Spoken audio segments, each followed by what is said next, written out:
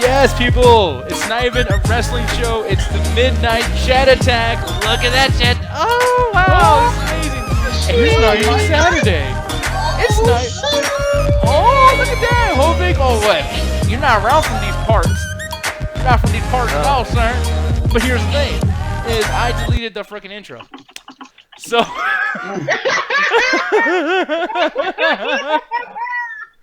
So the Ringside Hangout from now on is going to be a lot different. Welcome to the Midnight Hangout, people. The Midnight Hangout, where we attack the Ringside chat. Where we attack at Ringside. At midnight. At midnight. But it's not midnight, though, and we're not a wrestling show. God, that really just fits with our whole gimmick here. We're shit that we're not really doing. Does. Like, this could actually be a blessing in disguise, Nick. Like, this could actually be something. Actually, people, this is a makeup tutorial. And then right after this, we're going to do a Let's Play, and then we're going to do a reaction video of our video. Yes, of our Let's Plays. So let's play at Ringside tonight, midweek. Exactly. You know what? And tonight we're gonna play Raw because this Raw was actually kind of shitty. This is worse than a video game. I think we're breaking 16 walls here. Yeah, we really are. Break the walls down. No, it's anyway. great that you say that too, Hover, because Jericho was in the main event and stuff like that, and he broke a wall. He broke a wall. Yeah, that Titantron was the cheapest fucking Titantron I've ever seen in my life. I did not expect that shit to be actually like that. It's just sheets of LED. Yeah, sheets of LED? Yes, sheets of... I was expecting like an actual wall, but they're like, nah, we're just going to hang it right there and just... Oh, lights. They go... You know, speaking of LED, man, like, my favorite part of the show, honestly, and believe it or not, like, I'm surprised I'm even saying this because it's so fucking silly, but I love this whole bit with him in the beginning of the show, doing the highlight reel, and then it switched to the Miz TV, and then it switched to the fucking Ambrose Asylum. That shit was cool to me. I don't know why it was, but it was, in my opinion. I kind of enjoyed it, yeah. And it felt like almost a little send-off for Jericho because he's leaving soon. Yeah. And... Is there like a confirmed like ETA of when he's actually leaving, or is he actually leaving after Payback? No, he's leaving after Payback. Like it's, if anything, I say Kevin Owens is gonna injure the fuck out of him. And like the reason why he was doing this goodbye to Raw tonight, because he was hiding it behind like I might go to SmackDown. This is gonna be my last Raw. All right. So Payback's most likely going to be his last night. Yeah, and I'm sure Owens is gonna like injure him doing that powerbomb apron thing. You know, which is bullshit too, because here's the thing: is like they had that going on where he injured Sami Zayn back in NXT, etc. But like, I remember that. That shit wasn't crazy. It was crazy, but now what they're doing is it's like just a regular move. Like he did to Jericho about a month ago. Jericho came back like within 3 weeks, and it was like, oh, this is some fucking bullshit. Like you guys ruined the move. I remember when he injured Sami Zayn. Yeah. Sami Zayn with all those power bombs was like, yo, I want him to go up against fucking Brock Lesnar to see who does more power bombs or suplexes. Yeah, exactly. Like I thought that show was cool. But Trey, what'd you think? I mean, I know you like the silly shit of the shows and whatnot. Like, what'd you think of the whole, intro to Raw tonight? It was funny. I'll give it that. It's probably like one of the most entertaining things of the night, in my opinion. But that's not saying much on this night. It was just an okay way to start the show. Yeah. Okay. And I see, what you feel about that. I completely agree. And it sucks, that it was just like, oh well. Yeah, exactly. It's like all the talkers, or sort of the talkers, all got like their time to shine and stuff like that. Do like little quick promos and stuff like that. Dean Ambrose doing his stuff, The Miz doing his stuff, Chris Jericho doing, mostly what he's known for, talking on the mic. But it was just like you said, like Trey said, relative to everything else, this was probably the best. And it was just like that's not even saying much, because I did get enjoyment out of them always changing the set, like seeing people. Because actually, I came in while it was actually changing. I was just like, damn, Raw's got really fucking lazy where they just changing this shit on air. But I was just like, oh no, that's part of the segment and stuff like that. So, it going from like the highlight reel. Oh, did you think they were switching to CWC? Yeah, I thought they was actually switching that shit on TV, on live TV. I was just like, these motherfuckers don't give a fuck anymore. But just like the whole segment of them switching it from the highlight reel to Miz TV to Asylum, Ambrose Asylum and stuff like that. That was actually kind of funny, and it was actually kind of interesting and stuff like that. But aside from that, the promo themselves, granted, it was delivered well, but pretty much what they were saying wasn't nothing we had already heard before. It's just like, yeah, we're gonna beat you at Payback, this, and this, and this, and this, and it's just like whatever. Yeah, and then especially the Miz thing. I really hate when like a character okay, as a writer, one thing I really hate doing is, you guys remember playing with your toys back in the day? Like, did you guys all have action figures? Of course. Yeah, of course. Now, like, have you guys ever had the situation where you're playing with action figures, you got your story going on, right, and like you're all interested, you're all entertained by your own shit, but the thing is, you only have 2 fucking hands, so you can only control 2 characters at a time, while all the other characters are scattered around, just doing nothing, and then when your brain can handle it, you'll go move to that part of your little storyline that you're working on. It's like Three's a Crowd. Exactly. Like one of those things. Yeah, absolutely. And like in wrestling, dude, the thing that bothers me, especially tonight, is Miz just sat there oh, I don't want to interrupt anybody. I want to be nice. I want to interrupt this promo. So let me just have these 2 guys make fun of me, talk shit, and have an interview with me just standing outside the way, outside of the frame. And I'm like, dude, Miz, like, you just came out here to have like a Miz TV joke, and then you're not gonna actually fucking do anything with it. You're not gonna interrupt the Ambrose Asylum. It just seems so like, man, we can't multitask with these characters. We can't tell multiple stories in the ring at once. We gotta make this shit's linear as fuck. It was so frustrating to me. And then it was just your typical promo. I mean, Ambrose and Jericho, it's not like they're in a feud. Why the fuck are these 2 talking? I don't know. I mean, did you have an issue with that? Did you guys feel like Miz should have done more? It's like, especially nowadays, it seems like Miz is really getting underutilized. Like, just look at what they're doing to him in the main event, where he actually took a code breaker from Chris Jericho, while Bray Wyatt seems like he's the top guy and stuff like that. Like, Miz is just kind of just cotton fodder now. It's just like he's always just gonna be like the butt of the jokes, or always just getting fucked over now.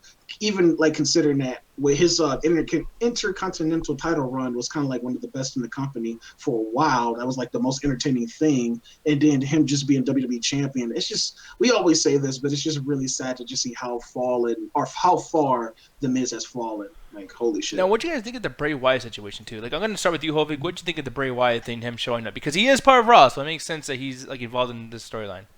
That shit made me go, what just happened? You're like, what? What? That's exactly how I felt. And I'm like, okay, if he was supposed to be the tag partner, why didn't he show up? But I was like, but wait a minute, why would he be a tag partner with Miz? I was like, what is going on? Like, my head is starting to fucking hurt. And then the way that they just ended the show, I'm like, because he was in the ring, and then the Miz was standing by him, and then they showed that little logo, the copyright logo. I was like, yeah, are the cameras about to go off? And then they kept going for like another minute. I was like, oh, okay. But what the fuck just happened? Yeah, it's like the table for 3, they became the new copyright. You know what I mean? Like, I guess that's... Do you guys think that's going to be a thing they're going to do in the future, or was this done only to confuse us? Because... Oh, man, I thought it was done to confuse the fuck out of us, you know? Yeah, I feel like the copyright thing at the end is just... It was a special thing for tonight because, you know, it's a new season of Table for 3. And I think that's why they're doing it. Well, the thing is, don't forget, the copyright thing came up, and then the Table for 3 came up. Yeah, and I think they did that on purpose because it's like, you know, that's more than a copyright. Like, people tune in to Table for 3, you know? It was just fucking weird. Like, I'm still trying to figure out what was the whole point of Bray Wyatt being on there. I was like, Randy Orton's on this, bitch. What the fuck are you here for?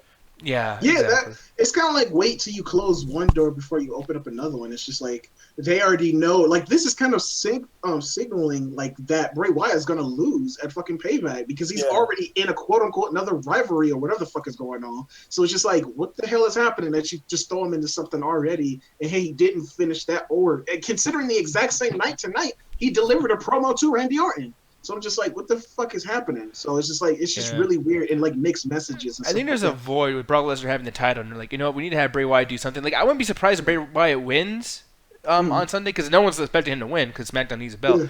But I think what they'll probably do is they'll have Bray Wyatt win, have the fucking championship, and then Raw gets to have a title. And then Randy Orton's still mad. He wants his rematch. So Bray Wyatt's on both shows. No one can control him. Miz is mad at him, so he's not heel or face. And then there you go. You got this weird storyline, which is more than I can say about fucking, you know, Braun Strowman having dinner tonight in the middle of the ring. Like, I think that would be like best case scenario. Absolutely, because this shit over here, dude, this was bad. This dumpster. People were saying the big joke is a dumpster fire. My wife yelled at me because I was sleeping. She goes, "Babe, you're not watching." I was like, "Oh shit." Yeah, that was during the dumpster match. It was pretty much Yeah. like, for people, like, if you didn't watch, the dumpster match was pretty much a burial alive match with just a dumpster. Like, it was like the first one that goes into the dumpster actually wins. And actually, okay, it makes sense, but it's so weird, like, how this is just booked like this. But Kalisto actually won the match, which I understand. I know Nick and Trey was like, bullshit. Like, what the fuck? But I understood why they make him win, because WWE, the creative team, they know how fucked up and how wrong they did Kalisto last week, where they literally just threw this motherfucker in the trash and just pretty much just like, yeah, everybody, he's shit. Kalisto is shit. His career is going nowhere, and he's trash.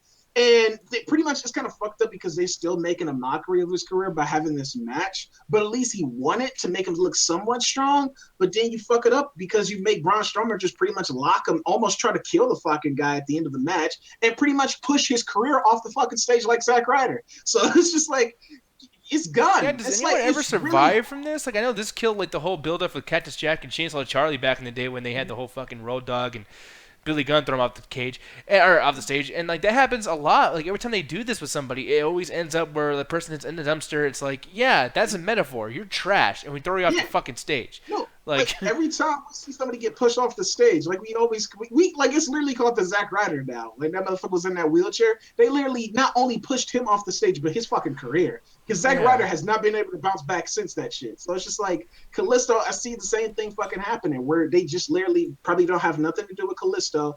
Like, I think the highest of his career was when he was with the Lucha Dragons with Sin Cara. And it's just after that, they really don't give a shit about him no more. And it's really sad. It's really unfortunate. Somebody has to be the jobber to make Braun Strowman look strong. I get it. But maybe, I don't know, maybe some variety or something like that. But it's when you shit on one guy, it's hard to make them look strong, like they ever will win or anything like that. I think you really shit on Braun Strowman too for him losing the match, because now forever in his fucking repertoire or whatever the fuck, it's like, oh yeah, once upon a time I got beaten by Kalisto. It's one of those really, really bad things. Like, Trey, I want to ask you. I know you like in a dumpster match. In a dumpster match. Yeah, in a dumpster match, and the crowd wasn't even hyped. Like when it happened, the crowd was like, "What the fuck?" They were like, Yeah. This wasn't even like a Daniel Bryan thing, like, oh my god, I can't believe he won. Yay for him. This is going to be a world title. People know Kalisto is not going to go anywhere. This is not a main event fucking WrestleMania guy, etc. But I want to ask Trey really quick. I know you care about like the, super great in the ring guys. Like, I mean, do you even like Kalisto, by the way? Yeah, I mean, I liked them back in NXT, and I actually liked the tag team Lucha Dragons. They were really well done back in NXT. I can't speak for the main roster stuff.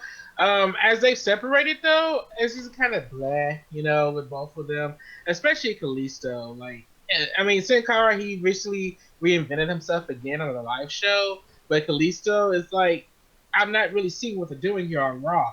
Granted, yeah, he did get the victory, but then I was like, okay, but what for? Because even then, Anthony, like, we were watching the show together, you was all like, yeah, he won, but there goes his career. Yeah. Like, you even joked about how him being thrown off is just him, doing his career, similar to how the whole Zack Ryder thing happened back with the whole Kane and Eva Torres thing. So it's just really disappointing to see. It's like, I don't get why he won tonight. I mean, granted, I'm happy he did, but it's like, but was it worth it? Because he still got buried. Yeah, no, and I don't think it was worth it. I think it's like one of those situations, like, yeah, you are somehow connected to Braun Strowman, who's the highest guy in the entire fucking roster right now, but it is not worth it to be done that way. Because remember, too, Zack Ryder was connected to Kane, who just came back and put the mask back on, that everybody was flipping the fuck out about Kane. Oh my god, he's back, the big red monster. And it still killed him. It doesn't matter who you're connected to. You need to look good in the fucking ring. The writers have a responsibility that they just fucking dropped tonight. And one thing I will say, too, they dropped the ball with Sheamus and Cesaro versus the Hardy Boys. Why the fuck was that happening? And another thing, too, are they really serious about Sheamus and Cesaro or not? Because this is crazy to me. I think what's going on with them is that the whole point of them fighting each other and losing is that they're most likely going to win the tag titles this Sunday. Okay, now I'm going to ask you something. Go ahead. Okay, because I think I know where you're going to, and this is not me just trying to bring it up. I'm not trying to start no fucking bullshit. But you even put a post up on Facebook, Hovig, about Crazy Steve finally being bought by WWE. Do you think this is like the beginning of the whole Hardy Boy split, and here we go?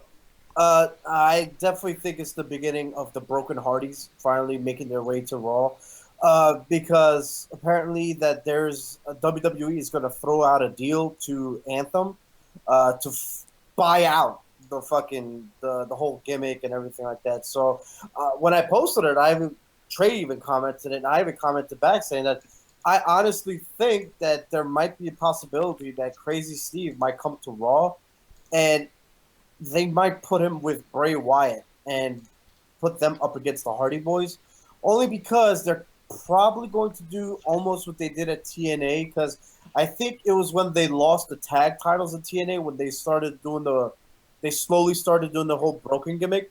Mm-hmm.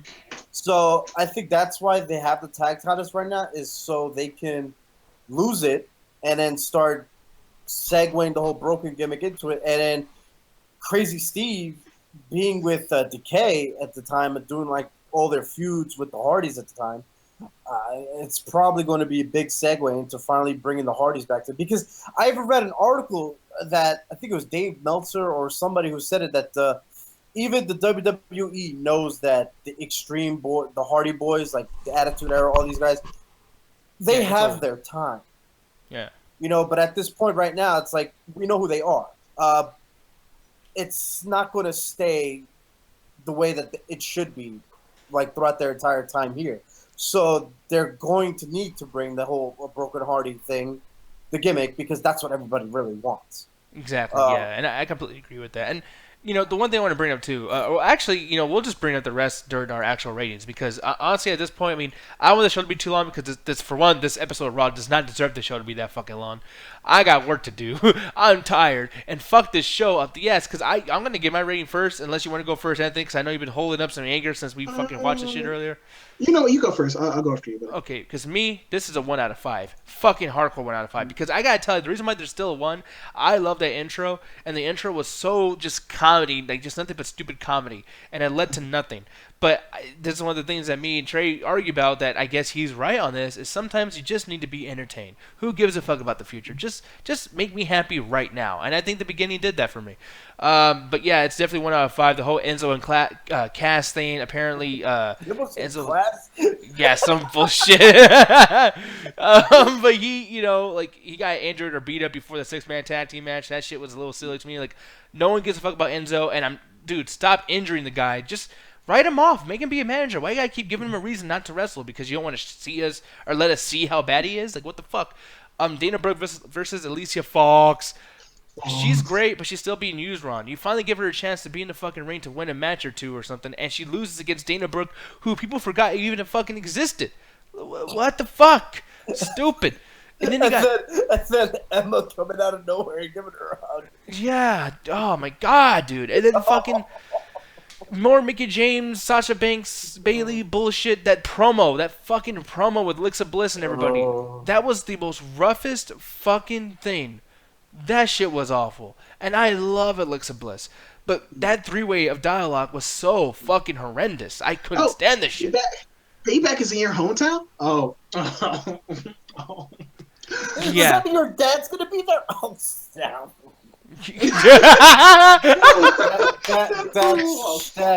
Oh my god. God, dude, man. I love her, man, but she fucking up. Jesus. Anyway, so yeah, 1 out of 5 for me. Anthony, you go ahead, sir. Oh yeah, you know what? I'm just gonna go like on the same train of thought. Yeah, 1 out of 5. Yeah, this show was really, really bad. I was very hard trying to pay attention. I was just you're very hard trying to pay attention.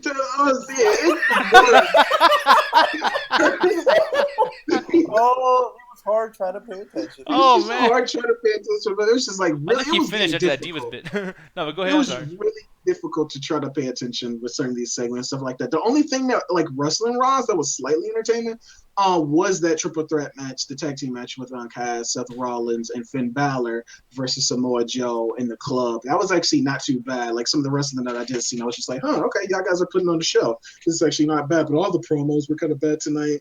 All that stuff at the beginning, granted, it was kind of funny, but it kind of started to lose its luster. It seemed like it went on far too long.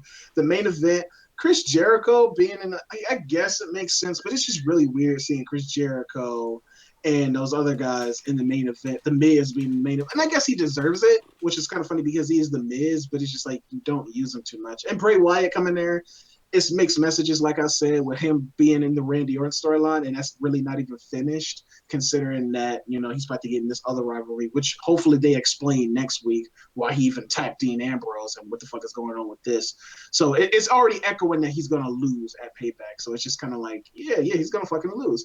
Or like you said, they could trick us and actually make him win the actual title and see where that goes. But yeah, this show was just pretty good. I actually forgot that it was a Alicia Fox match versus Dana Brooke. Like, I totally missed that shit. Yeah. So I didn't even know that had happened. And the Drifter segment when Kurt Angle was backstage with the bananas, that was actually kind of funny. Like, just I like what they're doing with the Drifter. I guess they don't have nothing to do with him, but they got this whole little thing going for him. And Grant said, I'd rather this than the whole, because I actually thought they was going to do this whole thing with the NXT, pretty much like he was going to come out every week with like a different Mexican mask, and he's going to be like a different person. So I'm actually glad that they're giving something to Drifter. Maybe they're just like trying to wait for if they got like a really good storyline or something like that. Because I would like it if they keep doing this and they just randomly he attacks somebody out of nowhere, just like fucking beatily beats them the fuck out up, but goes back to actually playing the guitar and just walking around. Yeah, like that'd be, and then it just starts getting more intense every time he does it. Like, I don't know, that would actually be kind of cool. Like it reminded me and Nick what you said, like the whole Sting gimmick back in the day. I actually would like something like he's that. He's lurking somewhere, cool. everywhere. Yeah, he's lurking somewhere. The Drifter, he's lurking somewhere. You don't know when he's gonna strike. That would be really fucking interesting and cool. But yeah, 1 out of 5. Fuck the show. Yeah, Hovig, Tarkisian. Jesus Christ. This fucking show is so bad. It was making me fucking fall asleep. That's how bad it was. And I was actually kind of excited to watch a dumpster match only because I was like, fuck it, I haven't seen this shit in how long. Hey, Attitude Era shit, man. Yeah, exactly. It's Attitude Era shit. I'm like, yo, I can't wait for this match. Man, that shit knocked me out. Like, it felt as if I was in the fucking match and I'm the one getting thrown into that goddamn dumpster. Yeah. Yeah, that match just sucked. Yeah, the intro was funny. I actually really enjoyed that, and I also felt like the production for tonight was kind of lacking a bit. Like, did anybody else notice that? Like, every time they would cut to a commercial, and then they would come back from a commercial, then there's something already going on, like something midway. Like, for example, when they came back from commercial, and Kurt Angle's already on the stage. He's talking. I'm like, what the fuck is just going on? Yeah. Like, was he speaking while on commercial? Like, what the fuck shit is going on? Or like one match too. There was a time where he came back from commercial and he just got done with the big spot. And it's like usually they tie in the big spot so when they're like recuperating, we go to commercial and then I think that was during the Hardy match. Yeah, exactly. And they did that again tonight. But the thing is, like, we went to commercial when the shit was interesting, and then when they came back, we got to see them laying on the ground like, oh Jesus, the whole fucking thing. Like, it was fucking, and oh my god, fucking Bailey, god damn. Yeah. Like, it just gets cringier and cringier. But she's cute though, Hovig. Anthony thinks she's cute. I mean, come on. I don't give a fuck. Yeah, It's Bailey. Bailey. The only Bailey that I like is the fucking type that I can drink. God damn it. Okay. And okay, that was actually clever. No, but what was I gonna say? Like, it's just so bad. And like, I'm with you guys with the whole Alexa Bliss thing. Like, I love her, but what the fuck was going on tonight, man? With the whole, oh yeah, Payback's in your hometown. Oh, your dad's gonna be there. Oh, so your dad's gonna watch me kick your ass. Oh, yeah. Like, that shit just pissed me the fuck off. No, she was trying to be like. Remember in high school where like you would see fights between girls and it'd be like, oh yeah, bitch. Sharkeisha, you don't wanna. And then right after that, she's like, bitch, I fucking hate you. You know what's funny? They should throw Sharkeisha in this shit and make things interesting. Yeah, exactly. I want to see some fucking fake hair pulled off. Like, I want to see some good shit here. But fuck Alexa Bliss, man. But yeah, I don't really. The only highlights of tonight was the whole intro, and I kind of did like the match with Seth Rollins and Big Cass and Finn Balor. I kind of like enjoyed that a little bit. So actually, got some really good spots. Like, what else did look good? And I think because Enzo wasn't involved, I guess I liked it a little. I think Finn Balor asked for that shit. I think Finn Balor was like, listen, I want that motherfucker in the match. I'm not gonna hurt myself again for another one of these dumb fucks. Like, Yeah, Finn Balor was like, "Listen, I ain't gonna do this fucking Zack Ryan, fucking what's his name again? Kurt Hawkins." yeah. I was like, "I ain't doing this Kurt Hawkins shit again. Put me in a fucking match." Like, all right, Enzo, you're getting injured. Yeah. Yeah. Oh man. He's like, Kurt "I'll Hawkins, take man. it." But Oh, yeah, Rhino and Heath Slater right away being used for nothing. Oh god, just fuck the show. oh my god, I forgot about that shit. The whole fucking Heath Slater and Curtis Axel shit. Yo, they for real. Rhino keeps showing up with cheese and crackers.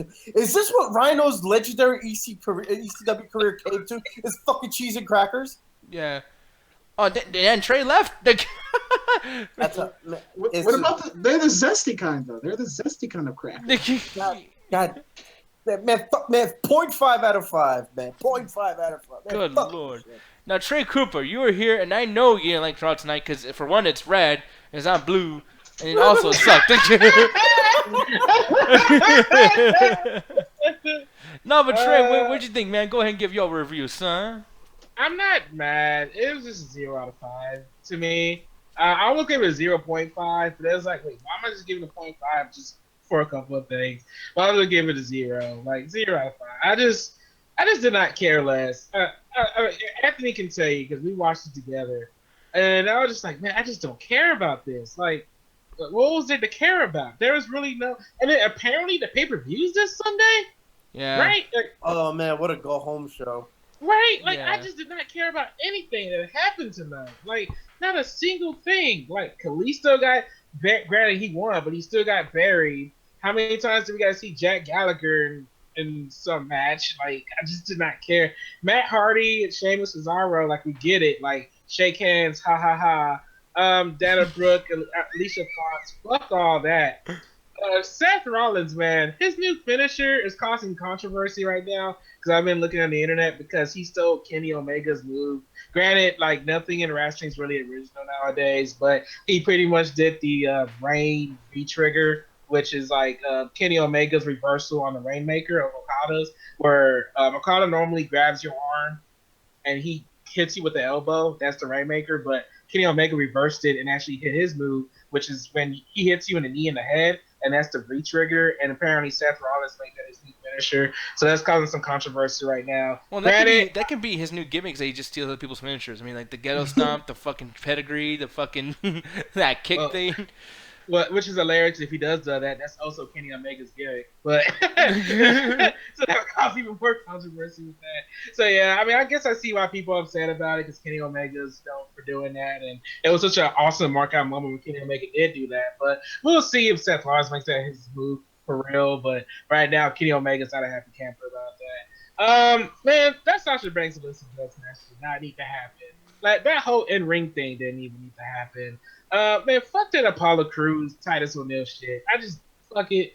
The Dean Ambrose, Chris Jericho, like, okay, I feel like the Titantron never looks that bad, man. And I feel like they did that Sister Abigail spot just for that whole moment for Dean Ambrose to get Sister Abigail on that Titantron. Yeah. They look cheap as hell. I will say the funniest moment of the night besides the intro was the ending because they actually showed the Raw logo, make you think the show is about to go off. But then next thing you know, it Miz comes up by Bray Wyatt, and Bray Wyatt just looks at him, and he does a Sister Abigail, and that's how the show. And I will admit that was pretty funny, but it didn't advance nothing. Like, nothing tonight felt really advanced. This show was just horrible. 0 out of 5. Yeah. So with that said, people, and maybe people didn't care about this show, but people will care about, Trey. You know what? Actually, no, Anthony. You know what people would care about? You see a segue? You see a segue I'm doing? Oh, I see. You know Oh, what? Saturday Night Viewing Party, baby. The MCA viewing party. I gotta ask Ganja and Alan because they pretty much set up the stuff like that. We actually see what movies we'll be watching this week and stuff like that. But guys, stay close to the polls on Facebook or all my posts on Facebook, Children of the Toast, if you got over there, or just keep it locked to the YouTube channel where we always posting the stuff like that. And if you guys are watching this, I just want to say we apologize about the lack of highlight videos. We will get back to that as soon as we possibly can. Yes. So people, with that said, There's only one thing left to say. On three. One. Wait, no, that's not. Wait, hold on. That's not the right thing. Shit. That's not the right Whoa. thing. We're done. We're done talking about. Oh, by the way, though, hey, we got a lot of people talking tonight. Holy shit, people! Can you stop sending us messages? Jesus Christ. No, but anyways. Whoa, shit! Like, whoa, we're so popular. Whoa. On three. One, two, three. Attack the Midnight Chat Attack. Woo! Oh, look at Anthony go. He's dancing his ass off. Lord have mercy. I think he's doing it now. Yeah. And we done, everybody. Oh, there's not even music playing. And he's still going. I know. He still hears it in his head. That's how he does. That's how he rolls. That's my baby. There you go. He's dancing all over the Look place. at him go. Look at that. Ooh, he gonna fly. He gonna fly. Oh, wait. Go, Anthony. Go, Anthony. Go. Go, Anthony. Here we go. Yeah. Midnight Chat Attack. Someone put on, everybody someone go. put on sheepskin. Dun, dun, dun, dun, dun. There you go.